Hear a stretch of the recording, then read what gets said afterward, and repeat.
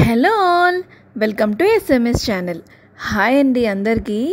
ఈరోజు నేను కరివేపాకు కారప్పొడిని ప్రిపేర్ చేసేస్తున్నాను. మనం ఏ కర్రీ చేసినా కరివేపాకు ఫ్లేవర్ తగలకపోతే ఆ కర్రీ టేస్టే మారిపోతుంది కదండి.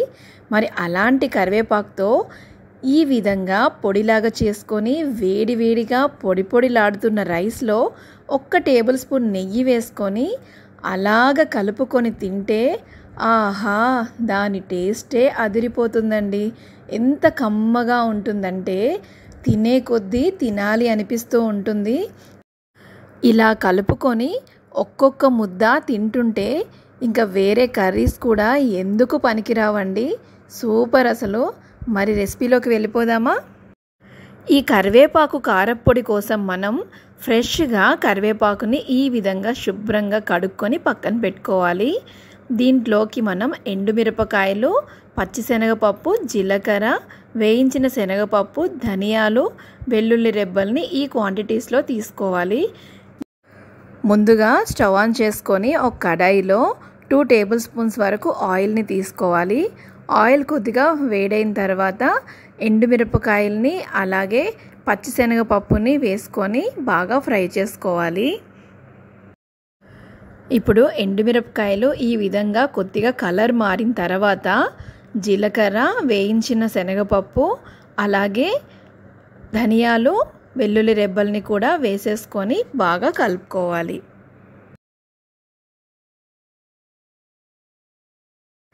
ఇవన్నింటినీ దోరగా వేయించుకొని కరివేపాకుని కూడా దీంట్లో యాడ్ చేసుకోవాలి.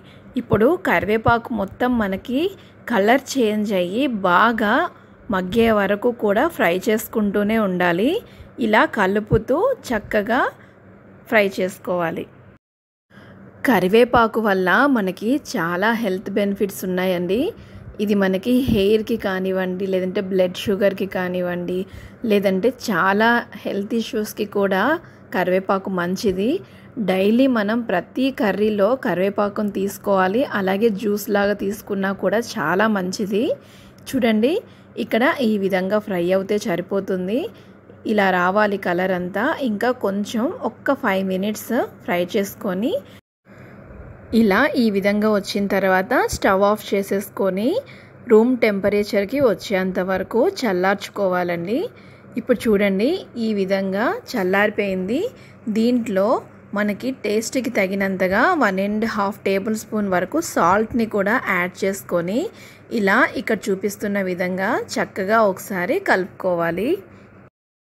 ఇప్పుడు ఈ మిశ్రమాన్ని అంతటిని ఇలా నేను ఇక్కడ చూపిస్తున్నట్టుగా మిక్సీ జార్లోకి కొద్దిగా వేసేసుకొని మెత్తటి పిండిలాగా పౌడర్ లాగా పట్టేసుకోవాలి. చూడండి, ఈ విధంగా కన్సిస్టెన్సీ రావాలి మనకి. మరీ రఫ్గా ఉండకూడదు, అలాగే మరీ పౌడర్ లాగా కాకుండా ఈ విధంగా మనకి తెలిసిపోతుంది పౌడరు. నేను చూపిస్తున్నాను చూడండి, ఇక్కడ క్లియర్గా మీకు ఇలా రావాలి. ఇంకా దీని టేస్ట్ అసలు మాటలు లేవండి. మీరు తప్పకుండా ఈ రెసిపీని ట్రై చేయాల్సిందే. చేసి ఎలా వచ్చిందో నాకు కామెంట్ సెక్షన్లో తెలియచేయండి.